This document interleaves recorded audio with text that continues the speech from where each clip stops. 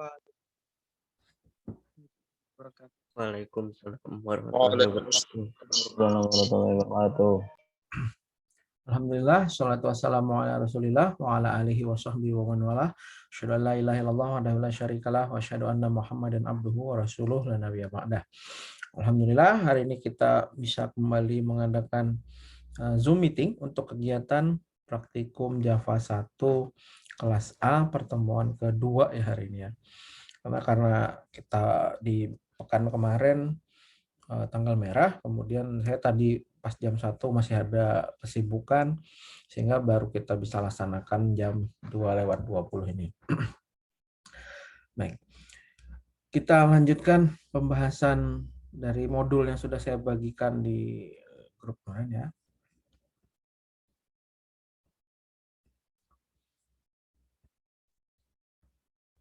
Baik, di modul 1, kemarin Pak sudah pada sampai pembuatan input baik menggunakan scanner maupun menggunakan input dialog. Outputnya juga ada output dengan scanner dan output dengan message dialog. Nah, untuk praktik berikutnya kita tidak lagi menggunakan pengelola teks, menggunakan Notepad atau Notepad++ atau sejenis. Kita gunakan sebuah IDE atau Integrated Development Environment. Ya, singkatannya IDE. Yang kita gunakan di sini untuk praktik ini adalah IntelliJ IDEA. Jadi kalau untuk IDE-nya Java ini ada banyak pilihan, di antaranya IntelliJ IDEA yang kita gunakan. Ada juga NetBeans yang populer, NetBeans sama Eclipse. Jadi di antara tiga yang paling populer, tiga IDE itu ya. Nah, untuk pilihan IDE saya pilih karena ini tampilannya sangat modern gitu ya, sangat kekinian. Jadi lebih nyaman lah untuk dilihat, walaupun ya agak sedikit berat ketimbang yang lain. Tapi karena fiturnya modern, bahkan dengan harapan membiasakan Anda tampilan untuk nanti siapa tahu ke depannya melanjutkan ke pemrograman Android. Karena yang membuat IntelliJ sama dengan yang membuat Android Studio. Anda bisa download IntelliJ IDEA di websitenya IntelliJ IDEA seperti ini. Versi paling barunya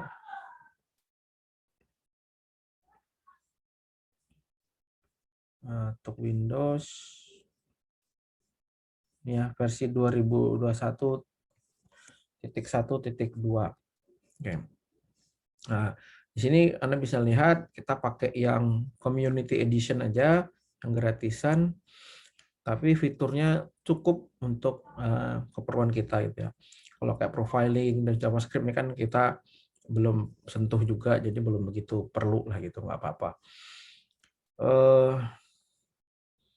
Jadi menariknya adalah JetBrains ini selain untuk Java, dia juga punya banyak sekali IDE yang dibuat. Nah, kalau Anda buka websitenya JetBrains ini, selain IntelliJ ada DataGrip, DataSpell, Golan untuk Golang, bahasa Google ya, Golang, PHPStorm untuk PHP-nya, PyCharm untuk Python, RubyMine, banyak sekali pilihan. Tapi rata-rata semua berbayar. Yang gratis cuma Android Studio sama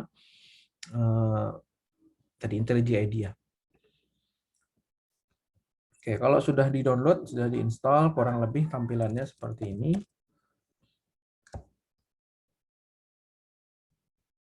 Ada flash menampilkan brandingnya. Kemudian,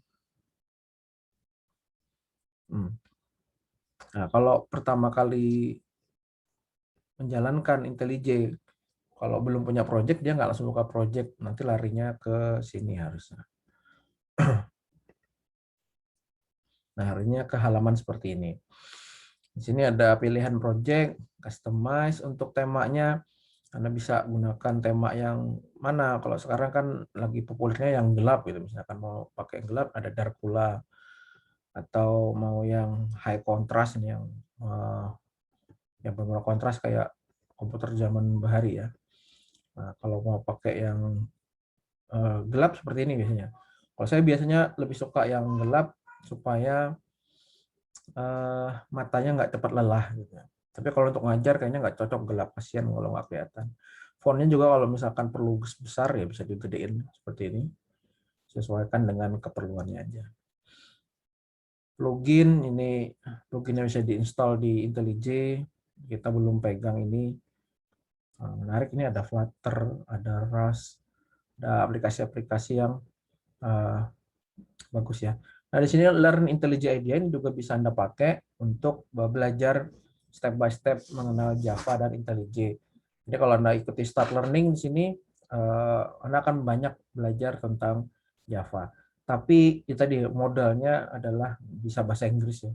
Kalaupun nggak bisa ya Anda niat sedikit sambil kopas ke Google Translate, nanti ditranslatekan. Atau kalau sekarang kan tinggal disorot kamera, minta translatekan oleh Google langsung juga bisa. Nah, untuk praktek kita buat project, ini kayaknya kegedean lagi. 16, bisa nggak 14?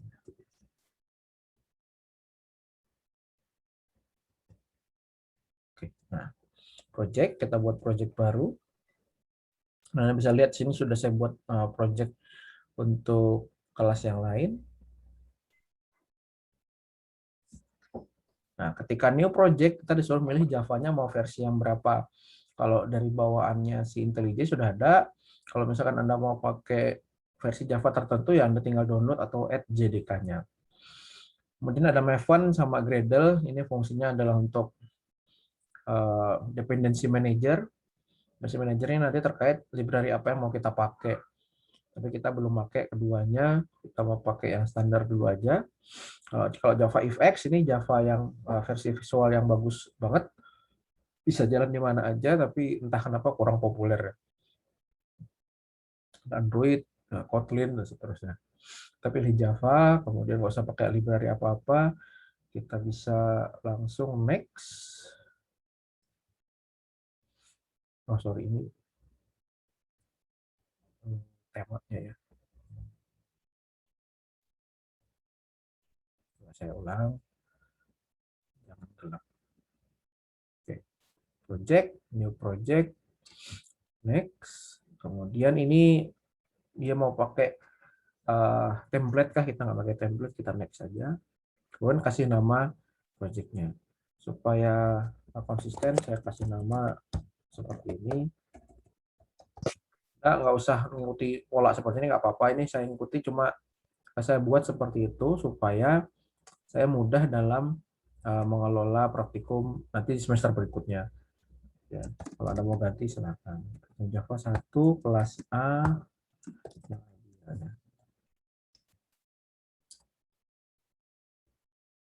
Oke, finish.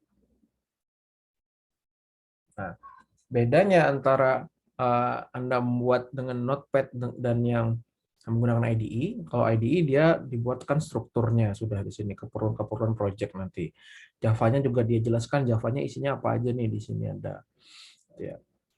Nah, untuk pembuatan source code-nya kita taruh di dalam SRC. Kalau dilihat di modul, tahapannya sudah ada nama persis, silahkan nama project-nya bebas aja. Kemudian setelah buat project baru, nah ini Anda bisa cek dulu Git-nya dengan cara cek di preferences-nya. Kalau di Windows mungkin di file ya, file preference. Kemudian kita bisa cek di bagian bawah, sini ada version control. Nah, Anda bisa pilih GitHub. Nah, di sini Anda bisa melakukan login dengan menambahkan login via GitHub ataupun token. Nah, jadi kalau yang kemarin masih kebingungan masalah Git, sekarang harusnya sudah terbantu dengan tampilan seperti ini. Nanti akan lebih simpel ketimbang kita ngetik git init, git git commit, git push, dan seterusnya. Di sini kebetulan saya sudah login, nanti Anda silahkan login dulu sebelum melanjutkan. Kemudian langsung aja di share project on GitHub. GitHub saya ini kebetulan lagi login kayaknya nih. GitHub. Oke, Git yang lain. Sign in di yang akun ini. PCS, share project on GitHub. Kemudian di sini otomatis nama repositorinya sesuai dengan nama project. Kalau Anda mau ganti silahkan, kalau mau tetap ya silahkan. Biasanya sih nggak boleh pakai spasi ya. Anda pastikan jangan di private. Kalau di private nanti tidak bisa dibuka oleh orang lain. Kemudian klik share. Nah, di sini langsung dikasih tahu file apa aja yang akan ditambahkan di projectnya dan dikasih nama initial commit atau commit pertama. Kalau Anda mau edit ini silahkan jadi commit pertama.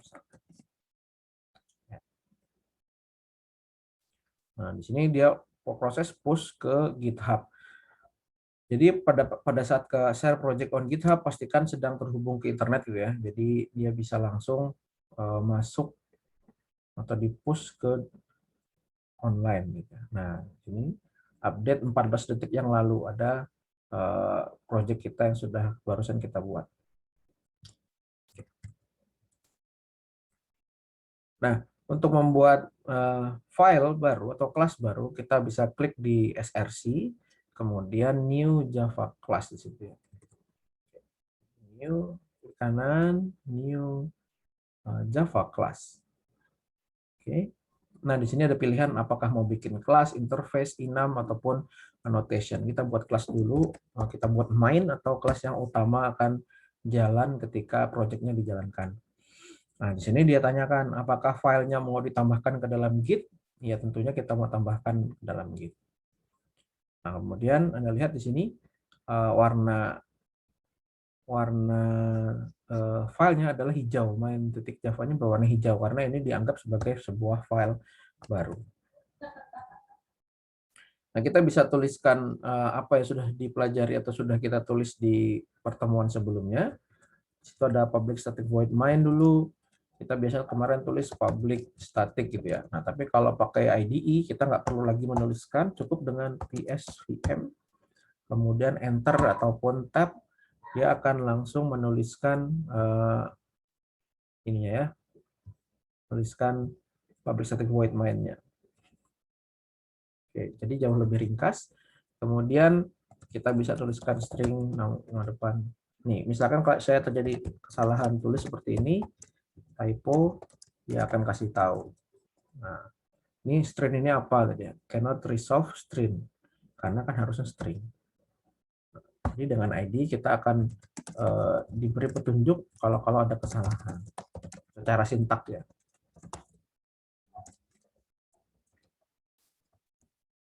Dan nama belakang. Anda perhatikan lagi sedikit di bagian bawah variabel. Sekarang saya buat yang lainnya. First name. Nah, dia nggak kasih tanda hijau. Tapi kalau misalkan kita pakai bahasa Indonesia, dia kasih hijau. Kasih hijau maksudnya dia menganggap ini adalah typo, kesalahan tulis, karena dia membacanya dalam bahasa Inggris. Sehingga ketika kita buat variabel first name, dia nggak protes. Ya. Tapi itu sih nggak apa-apa, bisa diabaikan. Usia, target kuliah.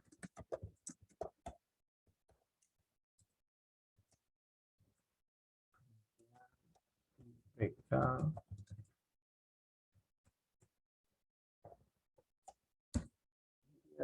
Nah, nilai answer. Jadi mudahnya pakai IDE adalah kita selalu dibantu dalam proses pembuatannya, mencegah terjadinya error, sehingga nunggu mau tahu error atau enggak itu tidak harus nunggu compile dulu baru kelihatan errornya, tapi pada saat mengetik kita bisa lihat ada error. Oh ya nih, selain PSVM ada juga SOUT. Ini untuk singkatan sebagai system out println. Jadi nggak usah tulis system out println, cukup singkatannya aja SOUT, kemudian tab ataupun enter, Anda bisa dapati langsung hasilnya seperti ini. Concatenate nama depan. Anda bisa dilihat ada bantuan-bantuan yang dimana kita tidak harus mengetik dengan full, sudah ada bantuan autocomplete-nya. Nah, untuk run-nya Tentunya tidak lagi menggunakan Java C dan Java, tapi langsung klik aja tombol play-nya. Anda dapati di bagian bawah ini adalah hasil dari sistem out println-nya. Gitu ya. Oke.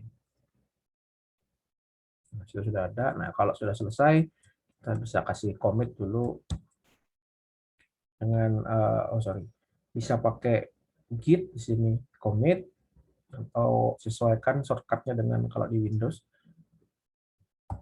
Nah, tulis pesannya apa? Misalkan commitnya membuat main. Nah, kalau mau commit saja. Kalau commit and push dia akan langsung mempush di GitHub-nya. Nah, saya kira kalau di modul cukup detail ya satu persatu bagaimana ininya langkah-langkahnya. Berikutnya ada operasi string. Kalau kita perhatikan baik-baik di hasil tulisan kita di sini, source code kita nih. Yang pertama, ketika ada nama depan, nama tengah, nama belakang, ini warnanya berbeda dengan yang di bagian bawahnya. Ini terjadi karena yang di bagian bawah masih abu-abu ini dibilang is never used. Jadi kalau ada variabel yang belum pernah dipakai, dia kasih tahu, ini belum dipakai nih. Apakah lebih baik dihapus aja gitu atau bagaimana? Karena sesuatu yang tidak dipakai itu lebih baik dihapus ketimbang membingungkan orang yang pas buka codingnya bingung. Ini buat apa? Ada variabel tapi nggak digunakan. Oke, kecuali kalau memang itu isinya adalah komentar gitu ya, penjelasan. Nah, kemudian Anda bisa lihat lagi warna tipe datanya berbeda antara string dengan yang lain. Ini terjadi karena string adalah variabel tipe data yang merupakan tipe data reference, bukan tipe data primitif. Yaitu dia merupakan array dari string. Anda bisa lihat di sini, ketika kita buat sebuah array dari karakter, dengan isinya tadi misalkan U miska ya U dan N.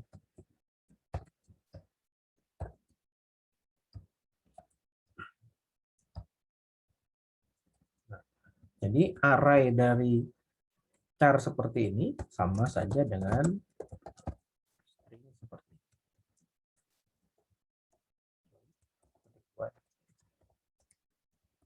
Jadi keduanya ini dianggap sama karena memang string adalah turunan dari array dari char. Nah, jadi kalau membuat stringnya dari char, kita bisa gunakan dengan new string. Kalau kita tampilkan ya tentunya sama hasilnya. Uniska string, char maupun uniska string. Jangan sama ya. Oh, i-nya double ya. Nah, jadi menampilkan data yang sama karena memang pada dasarnya string adalah array dari char. Kemudian di sini ada beberapa ini disuruh commit dulu ya. Commit membuat string dari array char. Oke. Commit array char. Berikutnya ada beberapa operasi string yang bisa dieksekusi di sini. Contohnya ada length untuk menghitung panjang dari karakternya, index of ini untuk mengetahui di mana lokasi dari suatu kata, kemudian substring ini untuk memotong dan seterusnya. Kita coba tampilkan. Ini contohnya dibuat sebuah variabel yang menggabungkan ketiga namanya. Oke.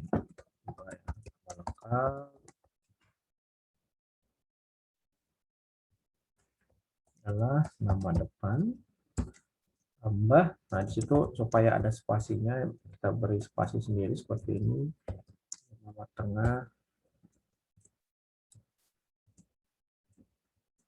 kemudian terakhir nama belakang. Sehingga kalau kita mau menghitung berapa jumlah karakter dari nama lengkap, kita bisa gunakan perintah apa tadi, length ya. Ya, kita tes dulu. Ada 20 karakter. Kalau dilihat dari nama saya Mirza 5 tambah 4 9 ditambah 3 12 tambah 3 15 tambah 3 18. 18 karakter ditambah 2 spasi gitu ya di sini. Maka ada 20 karakter. Berikutnya kalau kita misalkan mau cari lokasi kata, ada nggak sih karakter atau string atau kata nia dari nama saya? Kita bisa cari dengan cara lengkap, kemudian index of nia. Nah, index of nia dia bilang di situ ada pada indeks ke-14. Kalau kita perhatikan sini dari 0, 1, 2, 3, 4, kemudian 5, 6, 7, 8, 9, 10, 11, 12, 13. Oh ya, berarti karakter nomor 14 ada kata nia. Jadi di sini berarti untuk mencari posisi sebuah posisi string dalam kumpulan string. Berikutnya ada substring. Substring ini fungsinya ya untuk memotong tentunya. Kalau kita potong nama lengkap ini substring dengan angka misalkan 8, nah kita bisa lihat namanya jadi tinggal G Kurniawan gitu ya. Berarti dia dimulai dari karakter nomor 8. Dari 0M kemudian 1 2 3 4 5 6 7 8 tampil. Jadi kalau substringnya 8, maka tampilnya mulai dari karakter ke-8. Berikutnya kalau beda di sini substring yang pertama ada dengan 1 parameter atau 1 argumen, yang kedua dengan 2 parameter. Kita coba di sini kita kasih angka 5.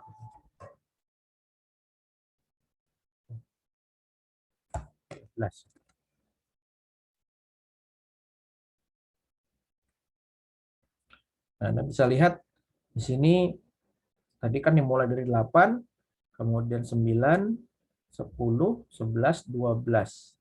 Nah, 13-nya nggak ikut. Jadi 13 berakhir atau tidak lagi dimasukkan ke dalam hasil potong string. Kemudian ada replace. Nah, replace ini misalkan dari nama ini kita mau ganti yang tadinya job ya menjadi bar. Sehingga namanya jadi Mirza Berry Kurniawan. Nah, kalau uppercase lowercase ya tentunya mudah dipahami. Kalau lowercase berarti huruf kecil semua. Kalau to uppercase berarti ke besar semua.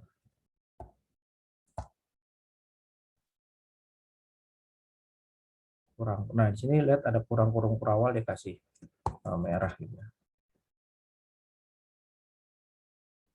Nah, di sini yang jadi kecil semua lowercase, ini uppercase besar semua. Nah, berikutnya yang menarik lagi, ini char add. Ini untuk mengetahui lokasi suatu char.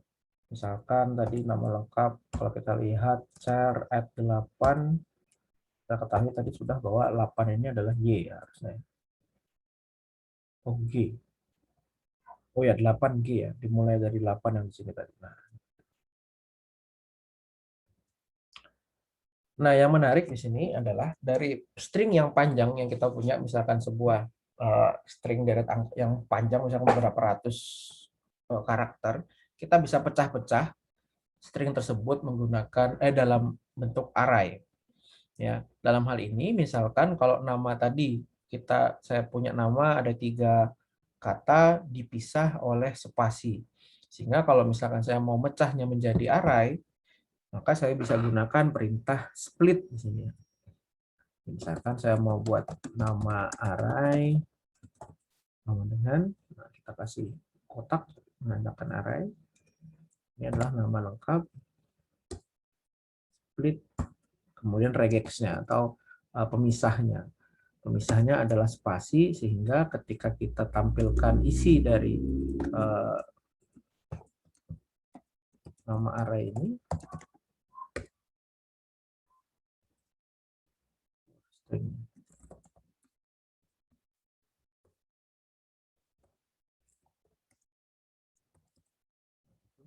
Sehingga setelah dipecah dalam bentuk array, sehingga dia muncul satu persatu aja. Ini array pertama, ini array kedua, ini array ketiga. Jadi dari satu string yang panjang, kita bisa pecah satu persatu ke dalam array dengan menggunakan regexnya ditentukan dulu. Tapi, nah ini biasa dipakai pada data misalkan CSV ya, kok data yang isinya koma banyak gitu kan, dibatasi oleh koma. Nah kita bisa pecah dalam bentuk array dengan membuat nambah regexnya tidak spasi misalkan menjadi koma. Kalau misalkan pada data JSON, kalau Anda kenal ada yang namanya JSON, JavaScript Object, itu juga dibatasi oleh koma. Sehingga dengan kita menambahkan koma, kemudian kita split dengan regex koma, maka kita dapati nanti datanya tidak lagi string yang panjang, tetapi dalam bentuk array. Nah, kalau untuk for ini ya kurang lebih kalau Anda kenal di PHP ada for each ya. Nah, ini sama lah modelnya kayak gitu. Mirip-mirip. Kemudian kita bisa commit di sini dengan namanya operasi tipe string. Operasi tipe data.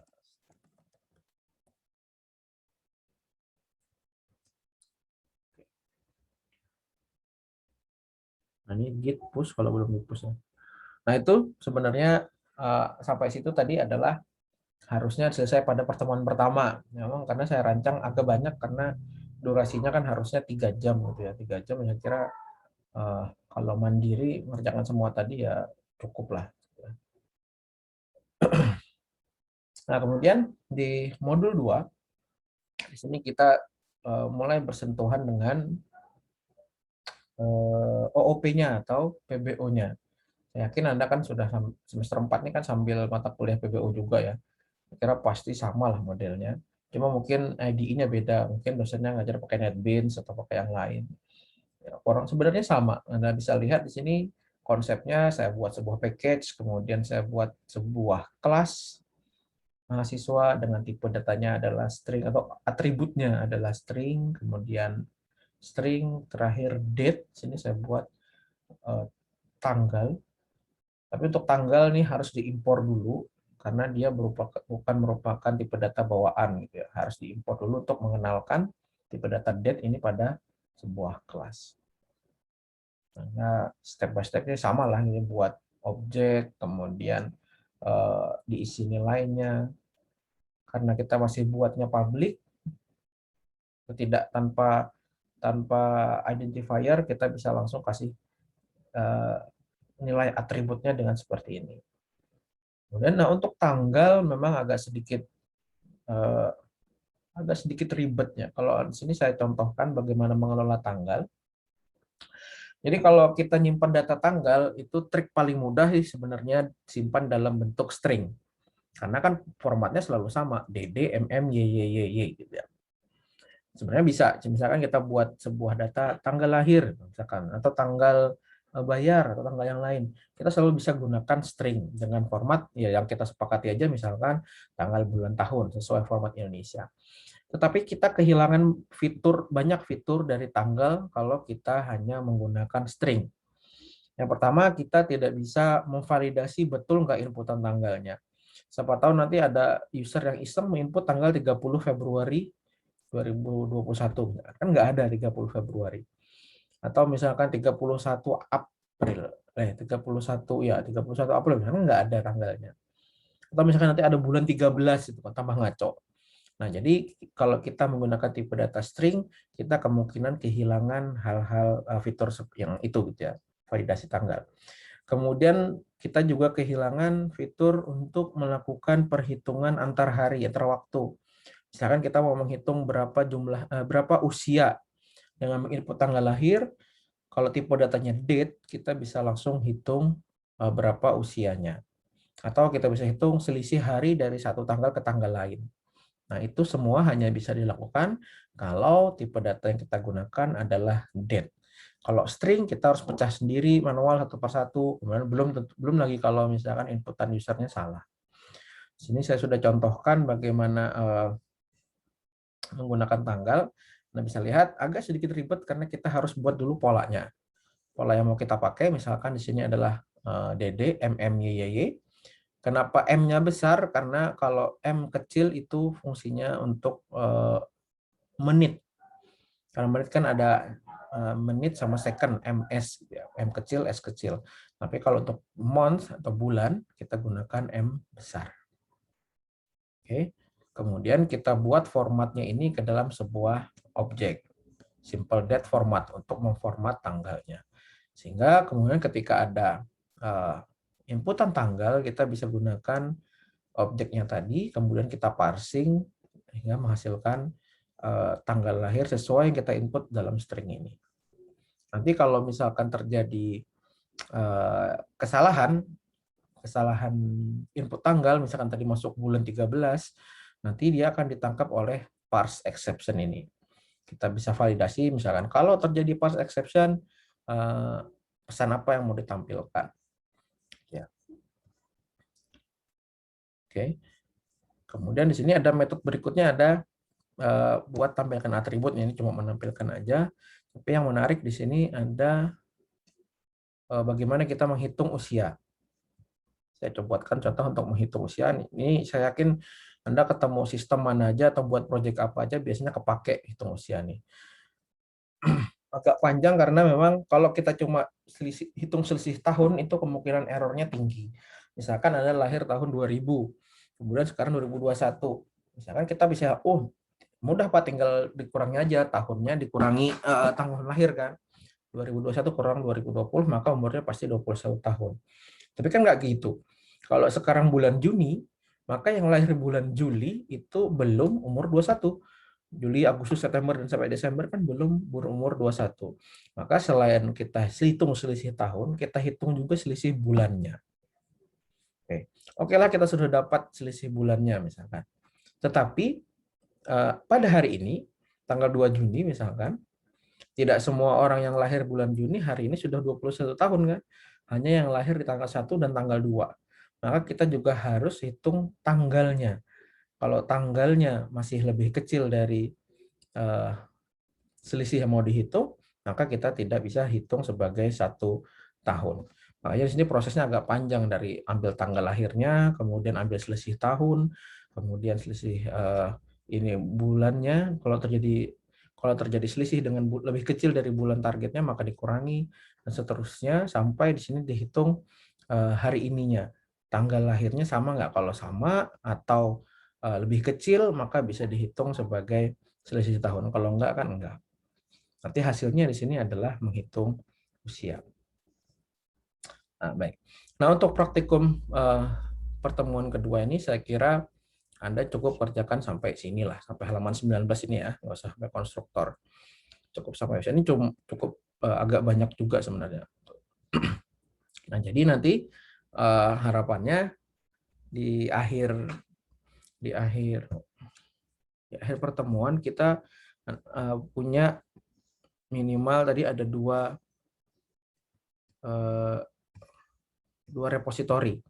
Repositori pertama adalah yang praktek pertama yang tidak pakai IDE, isinya cuma berapa file ya, cuma beberapa butir file aja. Kalau kita lihat di pertemuan sebelumnya 4 ya masalah ya, cuma 4 ini aja.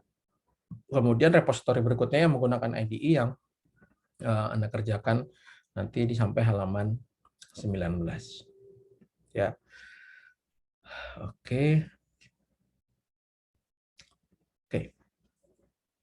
Saya kira itu dulu untuk hari ini. Saya minta tolong di-on-kan kamera, kemudian pastikan namanya, nama di Zoom-nya adalah nama Anda sendiri, supaya jangan saya salah absen nanti.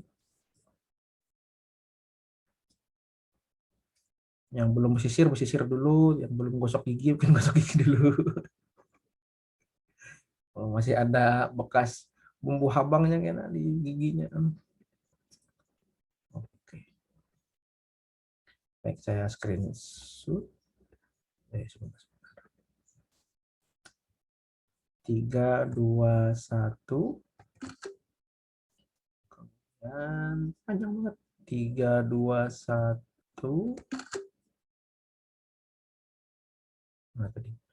Nazaruddin Amir. Oke, 3, 2, 1. Nah, kalau ada pertanyaan silahkan langsung sampaikan aja, boleh lewat PM ataupun lewat grup. Lebih nyaman sih sebenarnya lewat grup supaya kalau ada rekannya yang punya pertanyaan yang sama ya kita bisa langsung jawab sekalian di situ ya, tidak perlu saya 2-3 kali mengetik jawaban. Ataupun misalkan ada rekan yang bisa bantu jawabkan langsung di situ ya lebih nyaman lagi. Baik, ini karena kita mundur seminggu, nanti silahkan diskusikan apakah mau diganti hari lain atau tetap mingguan aja praktikumnya. Karena kan takutnya nanti terlalu ke belakang jadwalnya. Kalau misalkan mau sesuai jadwal aja terus, berarti Rabu-Rabu lagi, nggak masalah. Tapi kalau misalkan mau, oh nanti hari Minggu Pak, atau hari Sabtu mau langsung diisi praktikum, nah silahkan sampaikan ya. Oke. Saya kira itu dulu dari saya, mudah-mudahan saya sampaikan hal ini bermanfaat, bisa diterima, jangan lupa dikerjakan supaya bisa dapat sertifikatnya. Wabillahi taufiq wal hidayah. Assalamualaikum warahmatullahi wabarakatuh. Waalaikumsalam. Waalaikumsalam warahmatullahi wabarakatuh.